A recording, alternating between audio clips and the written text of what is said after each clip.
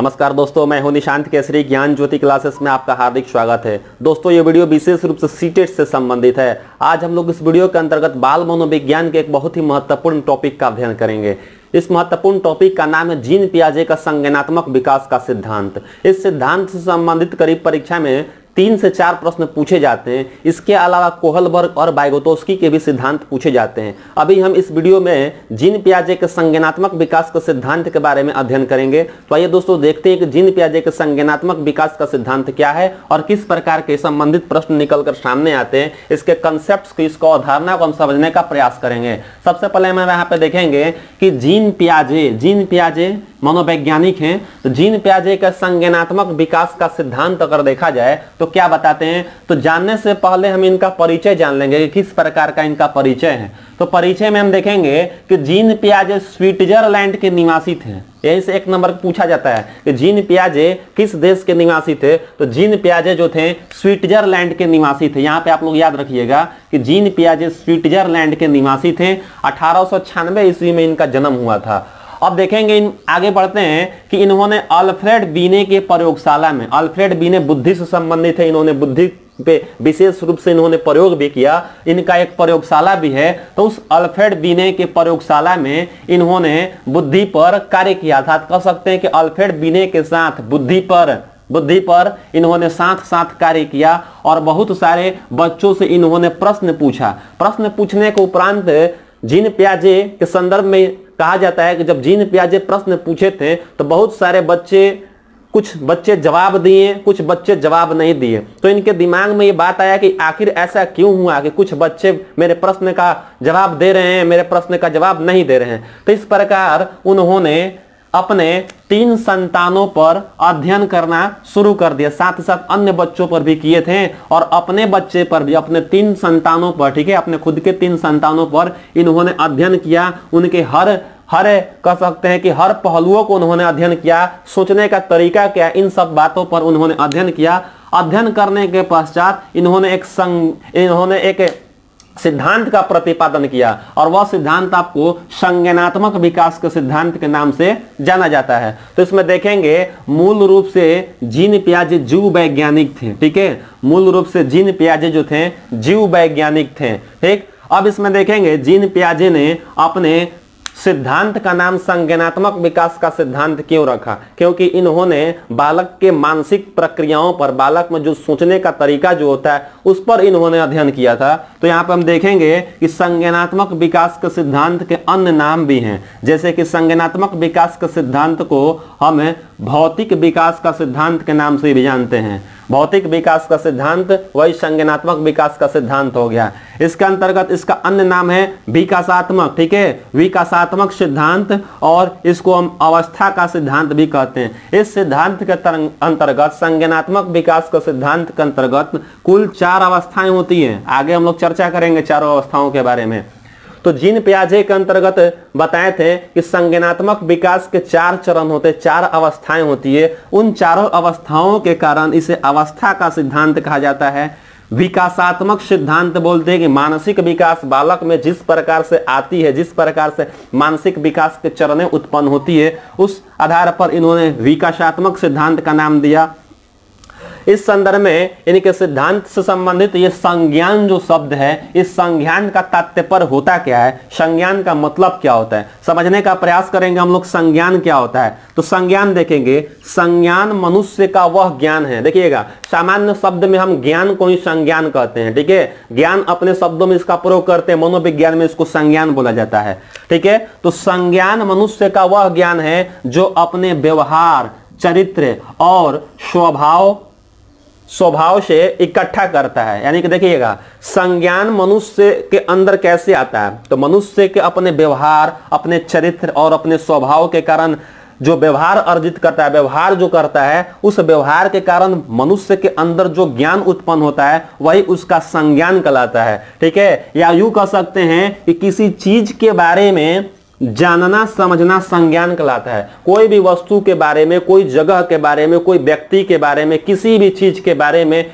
जानना समझना ही क्या कहलाता है? संज्ञान कहलाता है। जानना और समझना ही संज्ञान कहलाता है। अर्थात ऐसे भी हम इसको कह सकते हैं कि ज्ञान का सर्वोच्च बिंदु ही संज्ञान कहलाता है। ज्ञान का सर्वोच्च बिंदु संज्ञान कहलाता है। संज्ञान देखिएगा यहाँ पे अगर देखा जाए कि विकास जो होता है, ठीक है, विकास जो होता है गर्भावस्था से ही प्रारंभ होने लगता है, ठीक है, जबकि संज्ञान जो होता है बालक जन्म लेने के बाद, यानी कि कह सकते हैं कि संज्ञान जो होता है शैशव अवस्था से प्रारंभ होकर जीवन पर्यंत चलते रहता है। तो इस प्रकार से यह संज्ञान होता है। और इस संज्ञान के आधार पर, मानसिक संरचनाओं के आधार पर जीन पियाजे ने 4 अवस्थाएं बताए हैं। चारों अवस्थाओं को क्रम से हम लोग पढ़ेंगे, क्योंकि इसी अवस्थाओं से संबंधित कई प्रकार के, विभिन्न प्रकार के प्रश्न पूछे जाते हैं कि किस अवस्था की क्या क्या विशेषताएं होती है। तो इस संदर्भ में हम देखने का प्रयास करेंगे। आगे हम देखेंगे प्रमुख संप्रत्यय इसमें दिया गया है। चारों अवस्थाओं को पढ़ने से पहले, चारों अवस्थाओं को समझने से पहले कुछ यहाँ पे महत्वपूर्ण शब्द आते हैं। उस शब्दावली से संबंधित कई प्रकार के प्रश्न पूछे जाते हैं। जैसे कि यहाँ पे देखेंगे कि जीन पियाजे के संज्ञानात्मक विकास के सिद्धांत के अंतर्गत प्रमुख संप्रत्यय हैं। इन संप्रत्ययों को समझना काफी महत्वपूर्ण हो जाता है, क्योंकि इससे भी संबंधित कई प्रकार के प्रश्न पूछे जाते हैं। इन संदर्भ में हम पहला देखेंगे अनुकूलन। अनुकूलन क्या होता है, ठीक है। उसके बाद इसी अनुकूलन का कह सकते हैं और 2 उप तरीका है, और 2 तरीके आ जाते हैं, आत्मसातीकरण और समायोजन। इस तीनों को पहले समझ लेंगे, उसके बाद और भी शब्दावलियां हैं उसको भी समझेंगे। सबसे पहले देखेंगे अनुकूलन होता क्या है। देखिए ये शब्द ऐसा है कि जो आप यदि सामान्य अर्थ में समझने का प्रयास कीजिएगा तो इसका कुछ अलग अर्थ होता है, लेकिन यदि मनोविज्ञान के दृष्टिकोण से देखा जाए तो इसका काफी एक खास महत्व हो जाता है, एक खास अर्थ निकलता है। उसी अर्थ से, उसी कह सकते हैं ज्ञान से संबंधित प्रश्न पूछा जाता है। तो सबसे पहले हम देखेंगे यहाँ पे अनुकूलन होता क्या है। अनुकूलन देखिएगा वातावरण के साथ सामंजस्य स्थापित करना है। याद रखिएगा, वातावरण के साथ सामंजस्य स्थापित करना अनुकूलन कहलाता है। जब कोई व्यक्ति या कोई बालक जो है वातावरण के साथ अपने आप को सामंजस्य स्थापित कर लेता है, अपने आप को उस वातावरण में ढाल लेता है, तो इस प्रकार की जो प्रक्रिया जो होती है अनुकूलन कही जाती है। अनुकूलन की प्रवृत्ति देखिएगा बालकों में जन्मजात होती, याद रखिएगा। अनुकूलन की प्रकृति बालकों में जन्मजात होती है और बच्चों में वातावरण के साथ सामंजस्य स्थापित करने की बेहतर क्षमता होती है। अर्थात कह सकते हैं जन्म से ही उसमें यह क्षमता होती है, अपने आप को वातावरण के साथ ढालना बच्चों में यह जन्मजात क्षमताएं होती है। जैसे कि कुछ जन्मजात प्रवृत्तियां आप देख सकते हैं, जन्मजात प्रवृत्ति जो होती है जन्म से ही होती है, जैसे कि चूसना, ठीक है, या फिर देखना, वस्तुओं को पकड़ना, वस्तुओं तक पहुंचना। आप देखते हैं बच्चों को कोई भी चीज, कोई भी वस्तु दे, चाहे वो खाने वाली वस्तु हो या खाने वाले वस्तु नहीं हो, सभी वस्तुओं को वो चूसना प्रारंभ कर देता है। उसके हाथ में जैसे ही कोई वस्तु आता है तो वो सीधे मुंह में लगा लेता है, चूसना स्टार्ट कर देता है। बहुत आगे अगर बढ़ने का प्रयास करेंगे तो किसी वस्तु को देखना, हर प्रकार के वस्तुओं को देखना है। यदि आप उसके सामने खड़े हो जाएंगे तो आपको देखेगा। कोई वस्तु को उसके सामने अगर रख दिया जाए तो उसको देखने का प्रयास करता है।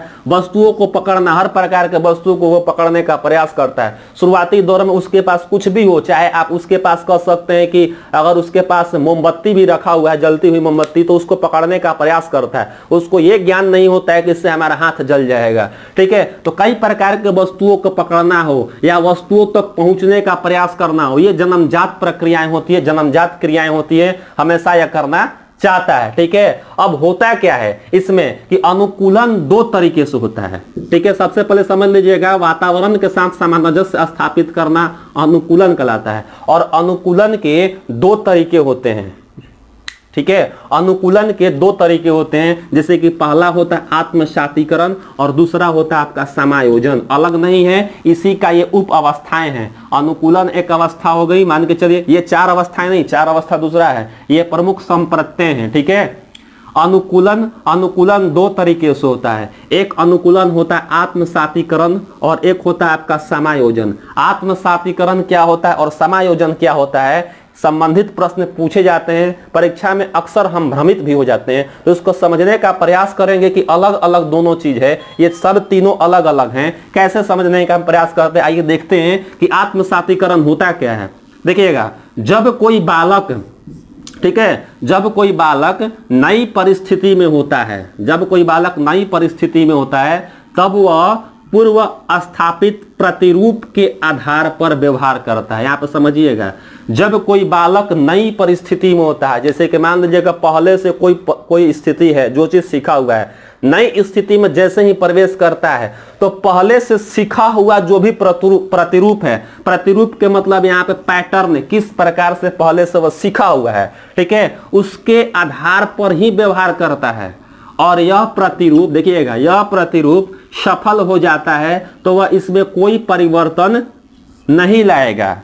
या अन्य शब्दों में समझिएगा, सामान्य सरल शब्दों में, कि पूर्व की परिस्थिति में प्रयोग किए गए व्यवहार, ठीक है, पूर्व की परिस्थिति में पहले से जो परिस्थिति उसके सामने उत्पन्न हुई, पहले से जो अनुकूलन स्थापित किया हुआ है, उसमें जो भी व्यवहार सीखा हुआ है, ठीक है, उस व्यवहार के आधार पर यदि नवीन परिस्थिति में भी प्रयोग करने पर सामंजस्य स्थापित हो जाता है तो उसके व्यवहार में कोई परिवर्तन की आवश्यकता नहीं होती। यहाँ पे याद रखिएगा, इसमें कोई परिवर्तन यदि नहीं हो रहा है तो इस प्रकार के चीज को आत्मसातीकरण कहा जाता है। इससे संबंधित उदाहरण की अगर बात किया जाए कि आत्मसातीकरण का उदाहरण क्या आ जाता है, जैसे कि आप किसी बच्चे को कोई वस्तु दीजिए, जैसे कि मान लीजिएगा हम उसको चॉकलेट देते हैं, शुरुआती दौर में उसकी मूल प्रवृत्ति क्या होती है, चूसना। यदि हम उसको चॉकलेट देते हैं तो जाहिर सी बात है वो अभी चॉकलेट जानता नहीं है कि वो चॉकलेट है, बस उसको पकड़ेगा और मुंह में लेना शुरू कर देगा, उसको अच्छा लगेगा, अर्थात कह सकते हैं कि वो चूसना प्रारंभ कर देता है, इस प्रकार उसको खा लेता है, ठीक है। ये चीज सीखा हुआ है कि कोई वस्तु को लेना है तो उसको मुंह में डालना है, ठीक है। उसके बाद यहां पर क्या होता है, जब कोई बालक को, ठीक है, यहां से आइए, इस पॉइंट से, यहां से पूर्व की परिस्थिति में प्रयोग किए गए व्यवहार, यानी कि व्यवहार सिखा दिया गया है कि इस वस्तु को लो तो तुम चूसोगे। लेकिन इसमें होता क्या है कि जब उसको कुछ और चीज दिया जाता है, जैसे कि मान लीजिएगा पहले से आप उसको चॉकलेट का आदत लगा लिए हैं कि यह चॉकलेट लेगा तो उसको चूसेगा, ठीक है। अब उसको हम कुछ और चीज देते हैं, जैसे कि मान लीजिएगा एक और कोई दूसरा चॉकलेट देते हैं, कोई अन्य कंपनी का, या फिर किसी अन्य तरह का कुछ खाने का सामान देते हैं, ठीक है, तो उसको भी वह लेगा, उसको भी वह खा जाएगा, अर्थात उसके व्यवहार में कोई प्रकार का परिवर्तन नहीं हुआ, ठीक है, क्योंकि उसको भी चूस कर खा गया और जो नया चीज हम दे रहे हैं इसको भी चूस कर वो खा गया। तो इस प्रकार से क्या हो गया कि ये आत्मसातीकरण हो गया, उसके व्यवहार में किसी प्रकार का परिवर्तन नहीं हुआ, ठीक है। तो किसी भी प्रकार का यदि परिवर्तन नहीं हुआ तो यह कहा जाता है आत्मसातीकरण हो जाना। आत्मसातीकरण के मतलब कि पूर्व व्यवहार के आधार पर ही यदि नई व्यवहार करता है और उसमें किसी भी प्रकार का परिवर्तन करने की आवश्यकता नहीं होती है तो यह कहा जाता है आत्मसातीकरण, ठीक है। आत्मसातीकरण में क्या होता है, किसी भी प्रकार का नया परिवर्तन देखने को नहीं मिलता है, यह आत्मसातीकरण होता है। अगला हम देखेंगे समायोजन बस थोड़ा सा डिफरेंट है इससे। आत्मसातीकरण में क्या होता था कि व्यवहार में परिवर्तन नहीं होता था, इसमें व्यवहार में परिवर्तन हो जाएगा, बात वही है। देखिए यहाँ पे समायोजन क्या कहलाता है। समायोजन यदि देखा जाए तो नवीन परिस्थिति में पूर्व किए गए व्यवहार का प्रयोग करके यदि सामंजस्य स्थापित नहीं होता है तब पूर्व किए गए व्यवहार के प्रतिरूप में बदलाव या परिवर्तन बालक करने लगता है। जैसे कि देखिएगा और भी उदाहरण दे रहे हैं, जैसे कि उससे पहले क्या था, चॉकलेट वाला हम दे रहे थे, यदि चॉकलेट उसको दिया गया है तो वो चूस रहा है, ठीक। दूसरा अगर कोई चॉकलेट देते हैं तो उसको भी चूस कर तुरंत वो खा लेता है, ठीक है। अब हम क्या करेंगे, उसको चॉकलेट के स्थान पर मान लीजिए हम ये मार्कर उसको दे देते हैं, ठीक है। चॉकलेट के स्थान पर हम उसको ये मार्कर देते हैं, तो उसको तो ये ज्ञान नहीं होता है कि चॉकलेट है कि मार्कर है। उसको पकड़ेगा, मुंह में इसे डालने का प्रयास करेगा। मुंह में डालने का प्रयास करने के पश्चात पहले से तो वह यह क्रिया जानता है कि किसी भी वस्तु को लेकर चूसना है, तो वह क्रिया करेगा। ठीक है, तो वही चीज यहाँ पे है। नवीन परिस्थिति यानी कि मार्कर दिए तो नवीन परिस्थिति में पूर्व किए गए व्यवहार पर ही प्रयोग करता है, सामंजस्य स्थापित करने की कोशिश करता है। लेकिन होता क्या है कि सामंजस्य स्थापित नहीं कर पाता है, इसको पूरी तरह से चूस नहीं, सिर्फ चूस गया लेकिन अंदर नहीं जाएगा, खा नहीं सकता है, क्योंकि ये खाने वाला चीज नहीं है। तब उसके दिमाग में एक संज्ञान उत्पन्न होता है, तब उसके दिमाग में एक सूझ जागृत होती है। तब पूर्व किए गए व्यवहार के प्रतिरूप में जो पहले से उसका प्रतिरूप पैटर्न चल रहा है, अब उसमें व्यवहार में परिवर्तन करने का प्रयास करेगा। अब कहेगा कि अब मन में उसके आएगा कि ये खाने वाली चीज नहीं है, अब इसको क्या करेगा, वो फेंक देगा या फिर साइड में रख देगा। लेकिन चॉकलेट रहता तो वो खा लेता है। तो यहाँ पे हुआ क्या, आत्मसातीकरण में क्या होता है कि व्यवहार में किसी भी प्रकार का परिवर्तन की आवश्यकता नहीं होती है, जबकि समायोजन में क्या होता है कि समायोजन में व्यवहार में परिवर्तन होता है, नया चीज परिवर्तन देखने को मिलेगा। तो इस प्रकार से आपका प्रश्न पूछा भी जाता है। दूसरा देखेंगे, दूसरा है साम्य धारण। साम्य धारण क्या होता है, ये इससे भी संबंधित प्रश्न पूछे जाते हैं। तो देखिएगा, साम्य धारण है जब बालक, ठीक है, जब बालक न तो आत्मसातीकरण के द्वारा और ना ही समायोजन के द्वारा संबंध स्थापित कर पाता है। यानी कि अर्थ यहां पर यह है कि जब बालक ना तो आत्मसातीकरण कर पाता है ना ही समायोजन कर पाता है, तो उस स्थिति में क्या करता है कि आत्मसातीकरण तथा समायोजन के बीच एक संतुलन स्थापित करता है। उसी को हम साम्य धारण कहते हैं। साम्य धारण होता है कि आत्मसातीकरण और समायोजन के बीच एक तरह से सेतु का कार्य करता है, एक तरह से जोड़ने का कार्य करता है, एक तरह से संतुलन स्थापित करने का कार्य करता है। उसी को हम साम्य धारण कहते हैं। पूछा जा सकता है कि आत्मसातीकरण और समायोजन के बीच संतुलन स्थापित करने की प्रक्रिया को क्या कहते हैं, तो इस प्रक्रिया को हम साम्य धारण कहते हैं। अगला पॉइंट देखेंगे, तीसरा है संरक्षण। इससे भी संबंधित प्रश्न पूछा है, संरक्षण क्या है। तो संरक्षण देखेंगे क्या है, तो संरक्षण एक ऐसी प्रक्रिया है जिसके द्वारा बालक में एक तरफ वातावरण के परिवर्तन तथा स्थिरता में अंतर करने की क्षमता और दूसरी तरफ वस्तु के रंग रूप में परिवर्तन तथा उसके तत्व में परिवर्तन के बीच अंतर करने की क्षमता विकसित हो जाती है। इसी को संरक्षण कहा जाता है। संरक्षण के मतलब उसके मन मस्तिष्क में उस प्रकार का एक तरह से अवधारणा स्थापित हो गया है। ठीक है, वस्तु का रंग रूप में परिवर्तन तथा उसके तत्व में, भौतिक तत्व में परिवर्तन के बीच वह अंतर स्थापित कर लेता है। तो इस प्रकार की क्षमता जब विकसित हो जाती है तो इसी को बोला जाता है संरक्षण। अगला देखेंगे, इसमें चौथा है संज्ञानात्मक संरचना। ये संज्ञानात्मक संरचना क्या होती है, तो संज्ञानात्मक संरचना देखेंगे कि मानसिक योग्यताओं के समुच्चय को संज्ञानात्मक संरचना कहा जाता है। मानसिक योग्यताएं का अर्थ यह है कि जैसे जैसे उम्र बढ़ती जाती है तो मस्तिष्क के अंदर जो संज्ञान जो होता है, मानसिक योग्यताएं जो होती है कई प्रकार के होते हैं। इन सब मानसिक योग्यताओं का एक समुचित रूप, एक तरह से कह सकते हैं कि सम्मिलित रूप, समुच्चय को ही हम संज्ञानात्मक संरचना कहते हैं। ये क्या होता है कि अलग अलग बालकों की संज्ञानात्मक संरचना अलग अलग होती है। विभिन्न प्रकार के अलग अलग विभिन्न प्रकार के बालकों के जो संज्ञानात्मक संरचना यानी कि मानसिक योग्यता जो होगी वह अलग अलग होती है। जैसे कि समझ सकते हैं कि 10 वर्ष के बालक और 4 वर्ष के बालक के व्यवहार में आपका अंतर होगा। एक 10 वर्ष का बालक है, एक 4 वर्ष का बालक है, आप इसके मानसिक योग्यताओं में विभिन्नता देखने को मिलता है, जिसके कारण होता है कि उसके व्यवहार में परिवर्तन देखने को मिलता है, व्यवहार में अंतर देखने को मिलता है। यही आपका संज्ञानात्मक संरचना कही जाती है।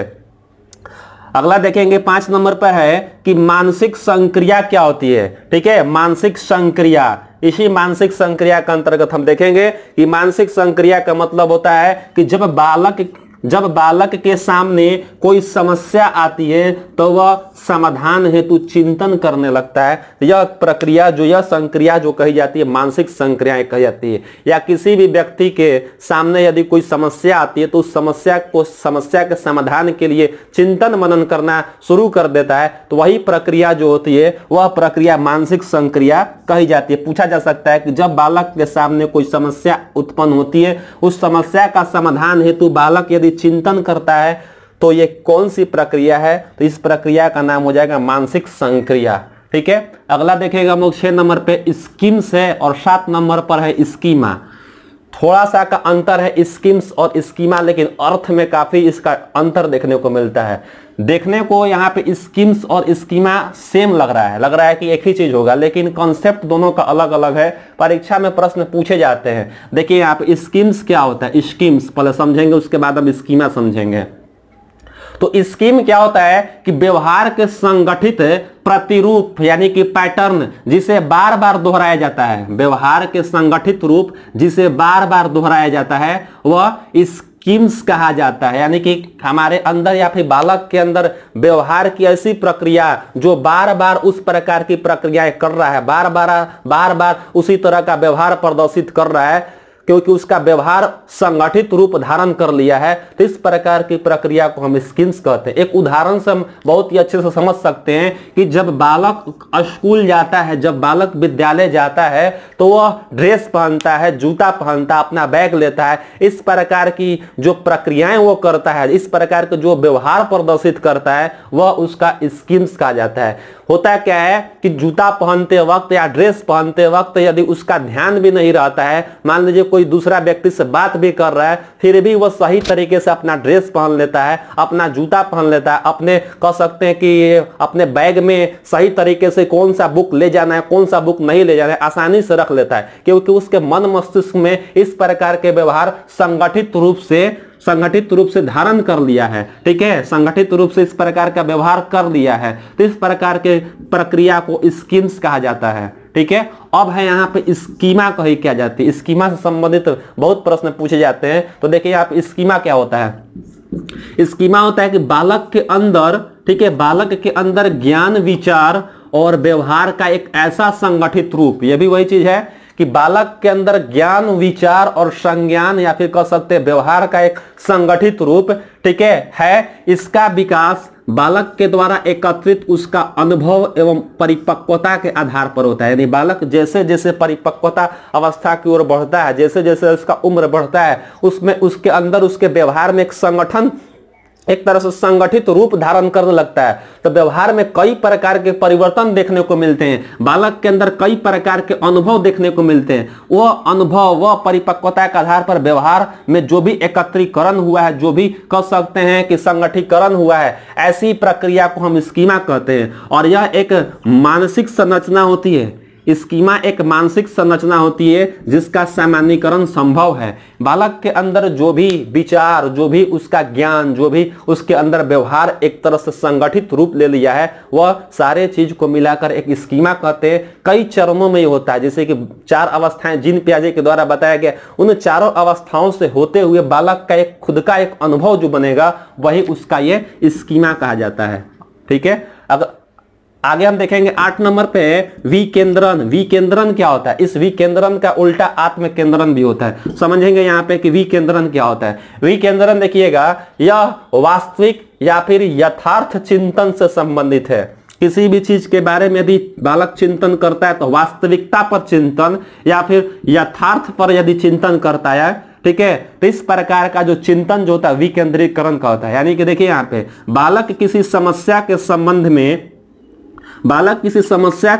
में किस सीमा तक वास्तविक रूप से सोच विचार कर सकता है, यह प्रक्रिया विकेंद्रन कहते हैं। यानी किसी भी समस्या का समाधान या फिर किसी भी चीज के बारे में यदि वास्तविक रूप से सोच रहा है तो वह उसका विकेंद्रीकरण कहलाता है। शुरुआती दौर में बच्चा अगर है, ठीक है, तो उसके अंदर विकेंद्रीकरण के गुण नहीं होते। जैसे ही वो बड़ा होता है, कुछ उम्र उसका व्यतीत कर लेता है, परिपक्व अवस्था की तरफ बढ़ता है, तब जाकर उसमें विकेंद्रीकरण होता है। लेकिन शुरुआती दौर में क्या होता है, इसका विपरीत होता है, यानी कि आत्म केंद्रित होता है। शुरुआती दौर में देखिएगा जो बालक जो होता है आत्म केंद्रित रूप से, जो एकदम बहुत छोटे होते हैं, जैसे मान लीजिएगा 3 महीना 4 महीना या फिर 6 महीना का जो बालक है वह आत्म केंद्रन तरीके से समस्याओं का समाधान करता है। जैसे कि देखिएगा, प्रारंभ में बालक आत्म केंद्रित ढंग से सोचता है और बाद में उम्र बढ़ने पर विकेंद्रित ढंग से सोचने लगता है। शुरुआती दौर में जब छोटा होता है तो बालक सबसे पहले आत्म केंद्रित तरीके से सोचता है, यानी कि वास्तविकता से हटकर सोचता है। बाद में जैसे उसका उम्र बढ़ जाता है, परिपक्वता आने लगती है, उसका संज्ञान में बढ़ोतरी होने लगता है, तो धीरे धीरे वह बालक वास्तविक रूप से चिंतन करना शुरू कर देता है, अर्थात विकेंद्रीकरण होने लगता है। इस प्रकार से ये संप्रत्यय है, इस संप्रत्यय से संबंधित प्रश्न पूछे जाते हैं। अब हम लोग देखेंगे जीन पियाजे के संज्ञानात्मक विकास की अवस्थाएं, यानी कि 4 अवस्थाएं होती है। इन चारों अवस्थाओं से संबंधित प्रश्न पूछे जाते हैं। इन चारों अवस्थाओं को हम एक-एक क्रम करके देखते हैं। संज्ञानात्मक विकास की 4 अवस्थाएं, देखिए यहाँ पे संज्ञानात्मक विकास की 4 अवस्थाएं होती है। इन चारों अवस्थाओं से संबंधित प्रश्न पूछे जाते हैं। चारों अवस्थाओं का क्रम पहले देख लीजिए क्या है। पहला जो होता है संवेदी पेशीय अवस्था। संवेदी पेशीय अवस्था, इसका एक और नाम है इंद्रिय जनित गामक अवस्था। याद रखिएगा, पहला अवस्था का जो नाम है संवेदी पेशीय अवस्था, इसी का एक और अन्य नाम है इंद्रिय जनित गामक अवस्था, इसका नाम हो जाता है। यह जो होता है जन्म से 2 वर्ष तक होता है, यानी कि जब बालक जन्म लेता है तो जन्म से 2 वर्ष तक की जो अवस्था जो होती है उस अवस्था को हम संवेदी पेशीय अवस्था या इंद्रिय जनित गामक अवस्था के नाम से जाना जाता है। दूसरे अवस्था की बात करेंगे, ठीक है। संज्ञानात्मक विकास की दूसरी अवस्था जो होती है वह पूर्व संक्रियात्मक अवस्था के नाम से जानी जाती है।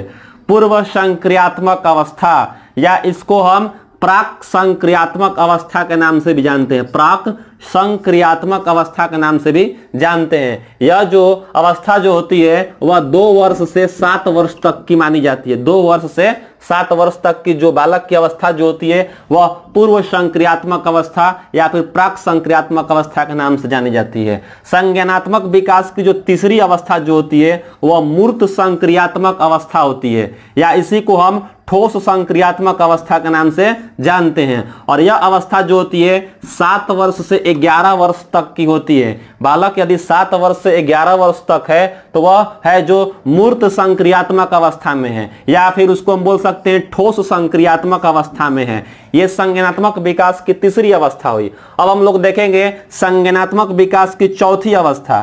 संज्ञानात्मक विकास की चौथी अवस्था जो होती है अमूर्त संक्रियात्मक अवस्था। संज्ञानात्मक विकास की चौथी अवस्था अमूर्त संक्रियात्मक अवस्था के नाम से जाना जाता है। इसको हम औपचारिक संक्रियात्मक अवस्था के नाम से भी जानते हैं। और यह अवस्था जो होती है 11 वर्ष से 15 वर्ष तक की मानी जाती है। 11 से 15 वर्ष तक की अवस्था को अमूर्त संक्रियात्मक अवस्था के नाम से जानते हैं, जबकि 7 वर्ष से 11 वर्ष तक की अवस्था को मूर्त संक्रियात्मक अवस्था के नाम से जाना जाता है। परीक्षा में कभी कभी इन चारों अवस्थाओं का क्रम पूछ लेता है कि 1 नंबर पे कौन, दूसरे नंबर पे कौन, तीसरे नंबर पर कौन, चौथे नंबर पर कौन सा है। इस प्रकार से आप ध्यान पर रख सकते हैं। अब एक अवस्था का हम लोग इसकी विशेषताएं देखेंगे।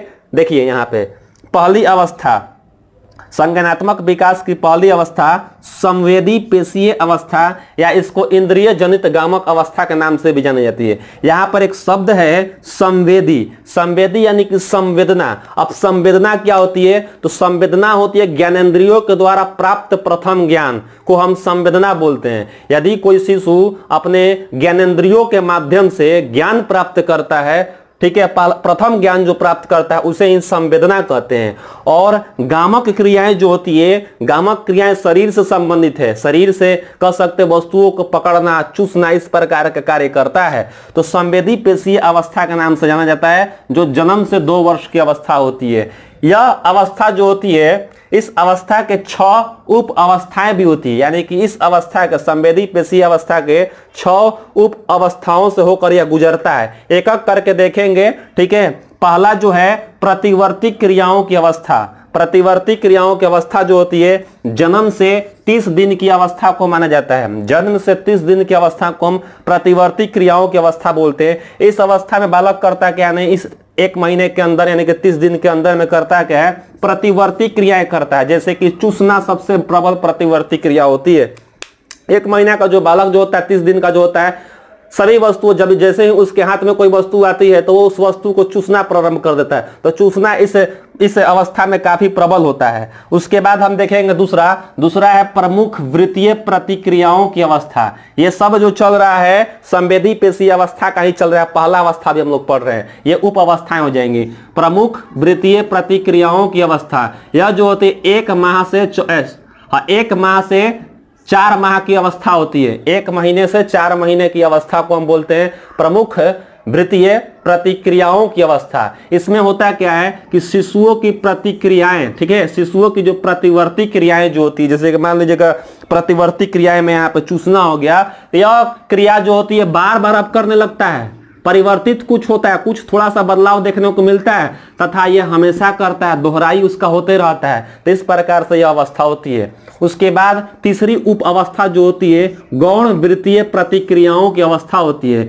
यह जो चलती है 4 माह से 8 माह की अवस्था होती है, ठीक है। 4 माह से 8 माह की जो अवस्था जो होती है उसको गौण वृत्तीय प्रतिक्रियाओं की अवस्था के नाम से जाना जाता है। इस अवस्था में इस अवस्था में जो शिशु जो होते हैं, शिशु वस्तुओं को उलटने पलटने तथा छूने पर, ठीक है, अपना अधिक ध्यान केंद्रित करते हैं। कोई भी वस्तु जब उसको मिलता है तो उलट, जैसे खिलौना उसके पास रहता है तो खिलौने को करता क्या है, उल्टेगा, इस तरह से उलटने पलटने तथा उस वस्तु को छूने पर अधिक ध्यान केंद्रित करता है। उसके बाद हम देखेंगे इसकी चौथी उप अवस्था जो होती है गौण स्कीमेटा के समन्वय की अवस्था, ठीक है, गौण स्कीमेटा के समन्वय की अवस्था। यह अवस्था जो होती है 8 माह से 12 माह की अवस्था होती है, यानी 8 महीना से 12 महीने तक की अवस्था को बोला जाता है। इसमें क्या करता है शिशु, अब जो होता है अपने वयस्कों से, ठीक है, अपने वयस्कों का अनुकरण करना प्रारंभ कर देता है। जैसे उसके सामने कोई बड़े कुछ प्रकार का करते हैं, जैसे कि हंसते हैं तो वो भी उनको देखकर हंसता है, मुस्कुराता है, या फिर कह सकते रोने का, अगर कोई वयस्क नाटक कर रहा है तो वो भी एक तरह से रोना शुरू कर देता है। अनुकरण करने की प्रवृत्ति जो होती है इस अवस्था में होने लगती है। धीरे धीरे बालक अनुकरण के माध्यम से सीखना शुरू कर देता है।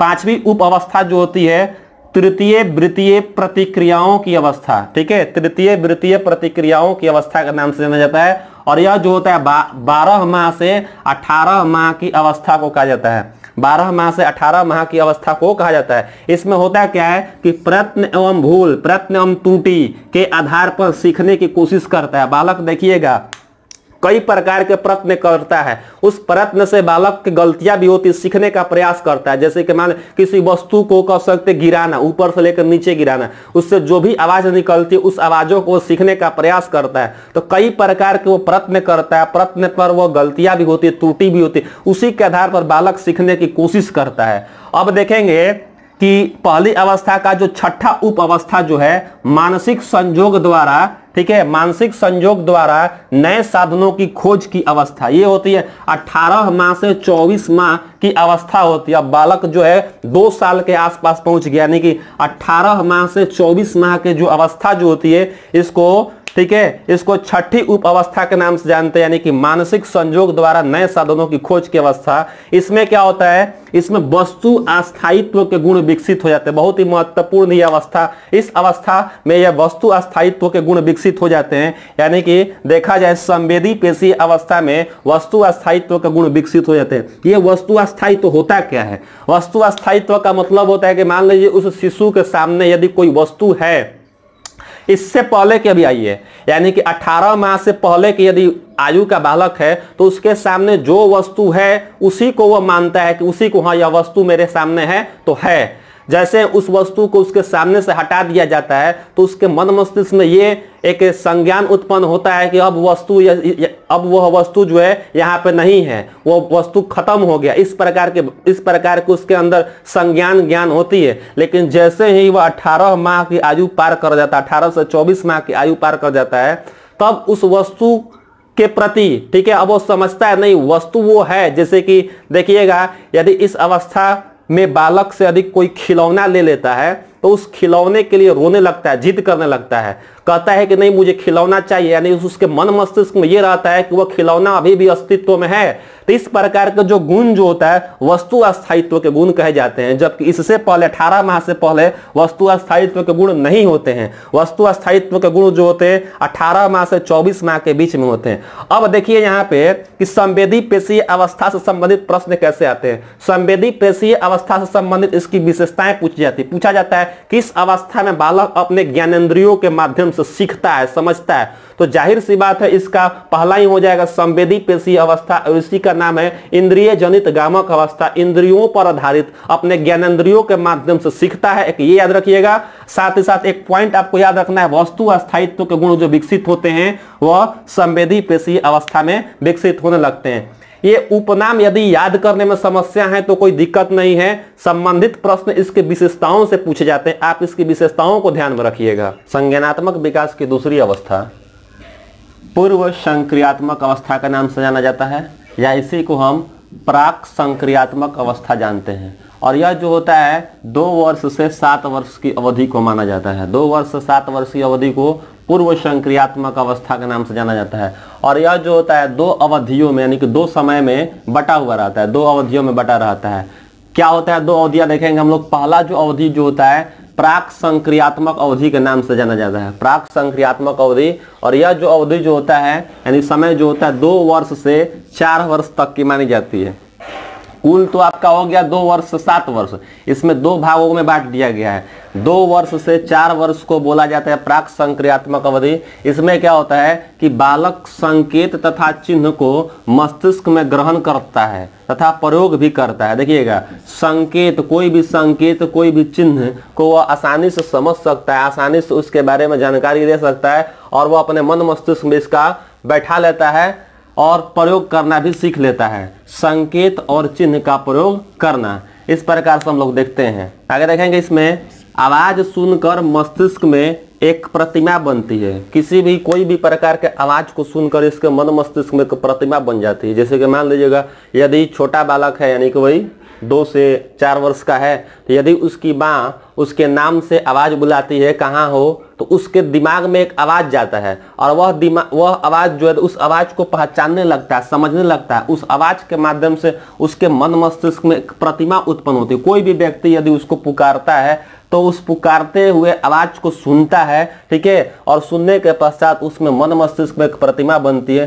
तो इस प्रकार के ये गुण विकसित होने लगते हैं। साथ ही साथ इसमें निर्जीव वस्तुओं को भी सजीव समझता है। ये देखिएगा, निर्जीव, सजीव निर्जीव की इसको ज्ञान नहीं होता है, कौन सा वस्तु सजीव है कौन सा वस्तु निर्जीव है। तो इसमें होता क्या है कि निर्जीव वस्तुओं को भी वह सजीव समझता है। जैसे कि मान लीजिएगा कार जब चलता है तो समझता है कि ये भी एक सजीव का ही रूप है, हम ही लोग के तरह। पंखा, बादल इत्यादि और भी चीज वस्तुओं को वो क्या करता है, निर्जीव वस्तुओं को भी सजीव समझता है। आगे देखेंगे, इसमें आत्म केंद्रित का भाव आ जाता है और अपने ही विचारों को सही मानता है। देखिएगा, आत्म केंद्रितता का भाव, बाद में ये जब अवस्था बदलेगी, इस अवस्था में आएगा तो धीरे धीरे आत्म केंद्रित की भाव में कमी आती है, लेकिन इस अवस्था में आत्म केंद्रित का भाव होता है। आत्म केंद्रित का मतलब अपने विचारों को ही वह मानता है, अपने विचारों पर ही वह कह सकते हैं, अपने विचारों को ही वो सही मानता है। इस प्रकार का गुण विकसित हो जाता है। आगे इसमें देखेंगे हम इसकी दूसरी अवधि जो होती है, दूसरी अवधि अंतरदर्शी अवधि के नाम से जानी जाती है। अंतरदर्शी अवधि, यह जो अवधि जो होती है 4 वर्ष से 7 वर्ष तक की मानी जाती है। 4 वर्ष से 7 वर्ष तक की अवधि को हम अंतरदर्शी अवधि के नाम से जानते हैं। इसमें होता है क्या है, देखिएगा, साधारण मानसिक क्रियाएं जैसे कि आपका जोड़, घटाव, गुना, भागा करने लगता है, संख्या का प्रयोग करने लगता है, गिनती गिनना शुरू कर देता है। यानी कि 2 से 4 वर्ष में पूरा मिला लिया जाए, यानी कि यहाँ पे देखिए 4 वर्ष से 7 वर्ष में जैसे ही अवधि होती है अंतरदर्शी अवधि के नाम से जानी जाती है। और इसमें बालक जो होता है जोड़, घटाव, गुना, भागा ये संक्रियाएं जो होती है वो करने लगता है। साथ ही साथ संख्या का वह प्रयोग भी करने लगता है, संख्याओं को गिनना भी शुरू कर देता है। तो इस प्रकार से बालक के अंदर अतार्किक चिंतन होता है, अतार्किक बिना तर्क का चिंतन करता है। तो ये जो विशेषताएं जो होती है पूर्व संक्रियात्मक अवस्था की विशेषताएं होती है, ठीक है। अब हम लोग देखेंगे संज्ञानात्मक विकास की तीसरी अवस्था मूर्त संक्रियात्मक अवस्था। इस मूर्त संक्रियात्मक अवस्था को ठोस संक्रियात्मक अवस्था के नाम से भी जाना जाता है।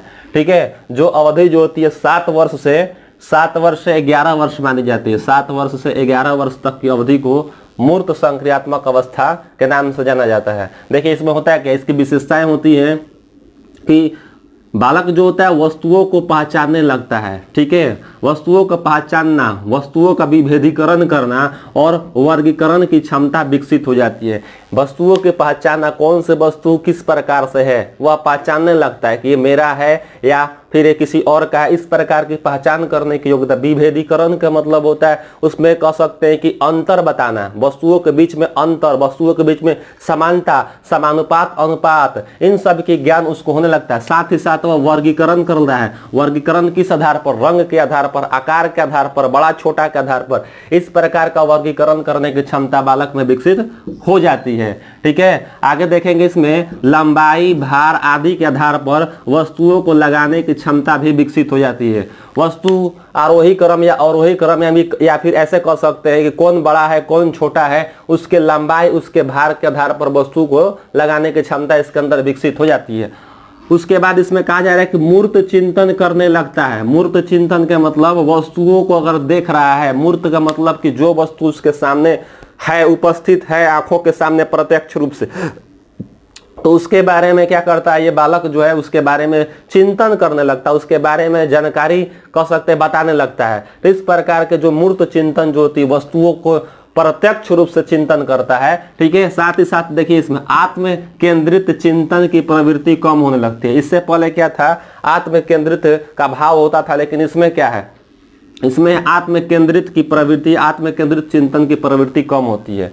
ठीक है, अब देखिएगा बालक जो है दिन, तारीख, महीना, वर्ष, समय, इस सब की बात बताने लगता है। इन सब की जानकारी उसको हो जाती है। कौन सा दिन है, तारीख क्या है, महीना क्या है, वर्ष क्या है, समय क्या हो रहा है, ये सब आसानी से वह बताने लगता है। ठीक है, साथ ही साथ बालक आरोही अवरोही क्रम समझने लगता है। आरोही क्रम, बढ़ते क्रम, घटते क्रम, इस प्रकार का जो क्रम जो होता है वह बालक समझने लगता है और इस प्रकार की वो संक्रियाएं भी करने लगता है। बालक तार्किक चिंतन करता है, वो भी सिर्फ मूर्त वस्तुओं पर। देखिएगा इसमें क्या था, अतार्किक चिंतन, जबकि इसमें क्या है, तार्किक चिंतन है। तार्किक चिंतन वो भी किस प्रकार से करेगा, तार्किक चिंतन जो करेगा वस्तुओं पर ही करेगा, अर्थात कह सकते हैं मूर्त वस्तु पर, जो उसके सामने वस्तु उपस्थित है उसी वस्तु के बारे में वो चिंतन कर सकता है। ठीक है, अतार्किक चिंतन नहीं, तार्किक चिंतन करता है। अब इसमें एक और है पॉइंट कि पलटावी के गुण विकसित हो जाते। याद रखिएगा, पलटावी के गुण किस अवस्था में विकसित होते हैं, तो पलटावी के गुण मूर्त संक्रियात्मक अवस्था में होते हैं। ठीक है, पलटावी के गुण होते क्या है, रिवर्सिबिलिटी जिसको बोला जाता है। जैसे कि मान लीजिए गणित से संबंधित है, 5 गुना 4 बराबर 20, यानी कि 5 में यदि 4 से गुना किया जाए तो 20 होगा। बालक बता देगा 5 गुना 4 बराबर 20। ये कॉन्सेप्ट समझ चुका है, यहाँ पे भी समझ लेगा। लेकिन यहाँ पे पलटावी के गुण नहीं होता है। पलटावी के गुण जो होते हैं मूर्त संक्रियात्मक अवस्था में होते हैं। इसी को हम 20 भागे 5 भी कर सकते हैं। 20 भागा 5 बराबर 4। तो इस प्रकार से बालक इस दोनों के बीच जो समानता जो है वह समझ लेता है। दोनों के बीच जो पलटावी के गुण जो है वह समझ लेता है और सीख जाते हैं। तो इस प्रकार पलटावी के गुण जो होते हैं मूर्त संक्रियात्मक अवस्था की विशेषता के अंतर्गत आता है। साथ ही साथ बालक राज्य एवं राजधानी के नाम आसानी से सीख जाता है। कौन से राज्य की क्या राजधानियां होती है, देश विदेश के बारे में भी जानकारी इसको होने लगता है। ठीक है, अब यहाँ पर है कि 3 महत्वपूर्ण संप्रत्यय विकसित हो जाता है। हमेशा पूछा भी जाता है वह 3 महत्वपूर्ण संप्रत्यय कौन कौन सा है। बालक के अंदर संरक्षण, संबंध और वर्गीकरण विकसित हो जाते हैं। याद रखिएगा 3 संप्रत्यय, संरक्षण, संबंध और वर्गीकरण विकसित हो जाते हैं। साथ ही साथ देखिएगा इसके संरक्षण और कक्षा समावेशन विकसित हो जाते हैं, क्योंकि विद्यालय में बालक पहुंचने लगा है। तो इस प्रकार संरक्षण और कक्षा समावेशन के गुण विकसित हो जाते हैं। तो ये जो विशेषताएं जो थी मूर्त संक्रियात्मक अवस्था की थी, और ये जो विशेषताएं जो थी पूर्व संक्रियात्मक अवस्था की थी। संज्ञानात्मक विकास की चौथी अवस्था, यानी कि जीन पियाजे के द्वारा जो संज्ञानात्मक विकास का सिद्धांत दिया गया है, उस सिद्धांत की अंतिम अवस्था जो होती है अमूर्त संक्रियात्मक अवस्था, इसको औपचारिक संक्रियात्मक अवस्था के नाम से भी जानते हैं। और यह जो होता है 11 वर्ष से 15 वर्ष तक की अवधि को माना जाता है अमूर्त संक्रियात्मक अवस्था। इसकी विशेषताओं पर हम लोग ध्यान देंगे। इस अवस्था में यानी कि जो बालक 11 वर्ष से 15 वर्ष तक के होते हैं उसमें भाषा संबंधी योग्यता तथा संप्रेषणशीलता का विकास बहुत अच्छा होने लगता है। बालक अब जो है 11 साल का हो गया है, 11 साल से आगे का हो गया है, तो उसमें भाषा संबंधित जो भी योग्यताएं होंगी, अपने संप्रेषण करने का, अपने विचारों को अभिव्यक्त करने में काफी उसमें देखिएगा परिवर्तन देखने को मिलेगा अपेक्षाकृत पिछले अवस्थाओं में। ठीक है, तो इसमें होता क्या है कि भाषा संबंधित योग्यताएं काफी अच्छी होने लगती है, अपने विचारों को, अपनी भावनाओं को अच्छे तरीके से वह अभिव्यक्त करने लगता है। साथ ही साथ संप्रेषण की शीलता जो होती है वह बहुत अच्छा होने लगता है। साथ ही साथ बालक में अच्छी तरह से सोचने, समस्या समाधान करने, निर्णय लेने, तर्क वितर्क करने, कल्पना करने, इस प्रकार के जो मानसिक योग्यता जो होती है वह अब धीरे धीरे उच्च होने लगता है। अर्थात कह सकते हैं बालक अब अच्छी तरह से समस्याओं का समाधान करने लगता है, निर्णय सही लेने लगता है। इस प्रकार की क्षमता बालक में विकसित हो जाती है। अमूर्त चिंतन के गुण विकसित हो जाते हैं। याद रखिएगा, नाम ही अमूर्त चिंतन। अमूर्त का मतलब कि जो वस्तु उसके सामने नहीं है, यानी कि अप्रत्यक्ष रूप से भी इसमें चिंतन करने लगता है। जैसे कि मान लीजिएगा इससे पहले की अवस्थाओं में क्या था कि मूर्त संक्रियात्मक अवस्था में सिर्फ मूर्त यानी कि जो उसके आंखों के सामने जो वस्तु जो उसी के बारे में वो चिंतन करता था। लेकिन इस अवस्था में क्या होगा, जो उसकी आंखों के सामने भी नहीं है, बिल्कुल हटकर है, उसको दिखाई भी नहीं देता, उसके बारे में वह चिंतन करने लगता है। इस प्रकार का जो चिंतन जो होता है अमूर्त चिंतन कहा जाता है। तो अमूर्त चिंतन के गुण बालक में विकसित होने लगते हैं। ठीक है, साथ ही साथ इसमें कहा जाए कि तार्किक चिंतन अमूर्त वस्तुओं के सापेक्ष करने लगता है, यानी कि इसमें जो तार्किकता जो होगी, इसमें जो तार्किक चिंतन जो होगा अमूर्त वस्तुओं पर होगा, अमूर्त पड़ी हुई वस्तुओं पर ये करता है। चिंतन अधिक लचीला और प्रभावी होता है। इसके अंतर्गत देखा जाए बालक जो भी चिंतन करता है अधिक लचीला, अधिक प्रभावी तरीका, बिल्कुल नयापन, मौलिकता देखने को मिलता है। साथ ही साथ इसमें अभिकल्पनात्मक निष्कर्ष चिंतन भी विकसित होता है। यहाँ नाम याद रखिएगा, ये आपसे डायरेक्ट विशेषता पूछा जाता है आपका परीक्षा में। अभिकल्पनात्मक निष्कर्ष चिंतन, साथ ही साथ परिकल्पित निगमनात्मक तर्क की जो क्षमता जो होती है वह बालक में विकसित होने लगते हैं। इस प्रकार ये जो विशेषताएं जो होती है अमूर्त संक्रियात्मक अवस्था की विशेषताएं होती है। इस प्रकार हमने चारों अवस्थाओं के विशेषताओं को देखा, इससे संबंधित प्रश्न पूछे जाते हैं। अब हम लोग देखेंगे जीन पियाजे के संज्ञानात्मक विकास के सिद्धांत के शैक्षिक महत्व क्या है, यानी कि शिक्षा में इसका क्या महत्व है। तो देखिए इसको थोड़ा सा देखना है इसमें कि बालक का मानसिक विकास, देखिएगा जीन पियाजे के अनुसार बालक का मानसिक विकास धीरे धीरे एक क्रम से होता है। शिक्षक को बालकों के मानसिक विकास की अवस्था का निर्धारण करके तब उसे शिक्षित करने के हेतु योजना बनाना चाहिए। सबसे पहले क्या होता है कि आपको पता होगा कि बालक का मानसिक विकास, उसी को संज्ञानात्मक विकास कहा जाता है। यह जो होता है धीरे धीरे एक क्रम से होता है, यानी कि एक अवस्था के बाद दूसरी अवस्था, तीसरी, उसके बाद चौथी होता है। तो इसका निर्धारण शिक्षक को कर लेना चाहिए, शिक्षक को इसका ज्ञान होना चाहिए। तत्पश्चात एक उचित योजना बनाकर बालकों को शिक्षित करना चाहिए, बालकों को शिक्षा प्रदान करनी चाहिए। ठीक है, शिक्षकों को बालकों में तार्किक क्षमता बढ़ाने का हमेशा प्रयास करते रहना चाहिए, हमेशा बालकों को अवसर देना चाहिए ताकि बालक के अंदर तार्किक क्षमता, तर्क करने की क्षमता शुरुआती दौर में मूर्त वस्तुओं पे, जैसे ही वो बड़ा हो जाएगा तो अमूर्त वस्तुओं पर करने की प्रयास बढ़ाना चाहिए, नित्य प्रतिदिन उसको अवसर देना चाहिए। ठीक है, आगे है कि बच्चों की गलती करने पर उसे स्वयं सुधारने का पर्याप्त अवसर देना चाहिए। जब बच्चे अधिगम करते हैं तो स्वाभाविक है गलतियां होना, गलती तो करेगा ही करेगा, गलती करेगा तो समझिएगा तभी वह सीख सकता है। तो इसीलिए गलती करने पर उस पर हमें कह सकते क्रोधित नहीं होना है, उसके प्रति सहानुभूति व्यक्त करनी है और ज्यादा से ज्यादा हो सके कि स्वयं उसे सुधारने का आप अवसर दीजिए, तत्पश्चात आप उसको निर्देशन दे सकते हैं। ठीक है, साथ ही साथ बालक को वाद विवाद, भाषण प्रतियोगिता इस प्रकार का हमेशा आयोजन करवाते रहना चाहिए ताकि बालक के अंदर तर्कणात्मक शक्ति या फिर कह सकते हैं तार्किक क्षमता जो है विकसित होते रहे, समझते रहे। ठीक है, साथ ही साथ बालक को प्रयोगात्मक शिक्षा, प्रयोगात्मक शिक्षा का मतलब प्रयोग करना, गतिविधि पर आधारित क्रियाकलाप करवाना है, प्रयोग के, क्योंकि प्रयोग से करेगा तो उसके अंदर नवीन विचार उत्पन्न होंगे। साथ ही साथ कह सकते हैं व्यवहारिक शिक्षा पर बल देना चाहिए। व्यवहारिक शिक्षा नहीं कि जो शिक्षा वो सीखा हुआ है अपने व्यवहार में उसको उतारे, अपने कह सकते हैं जीवन में उसको उतारे। इस प्रकार की शिक्षा व्यवस्था करने से क्या होता है, बालक का सर्वांगीण विकास हो सकता है। तो इस तरह से हमने जीन पियाजे के संज्ञानात्मक विकास के सिद्धांत को समझे। इससे संबंधित परीक्षा में अच्छे से प्रश्न पूछे जाते हैं, आप आसानी से उन प्रश्नों का उत्तर दे सकते हैं। आप प्रीवियस ईयर के प्रश्न पत्र को लेकर अभ्यास कर सकते हैं और देख सकते हैं जीन पियाजे से संबंधित किस प्रकार से प्रश्न पूछा गया है। तो आज के वीडियो में इतना ही रहेगा। अगले वीडियो में हम लोग शिक्षा मनोविज्ञान या बाल मनोविज्ञान के कुछ नए टॉपिक्स के बारे में अध्ययन करेंगे। आज के लिए इतना ही, बहुत बहुत धन्यवाद।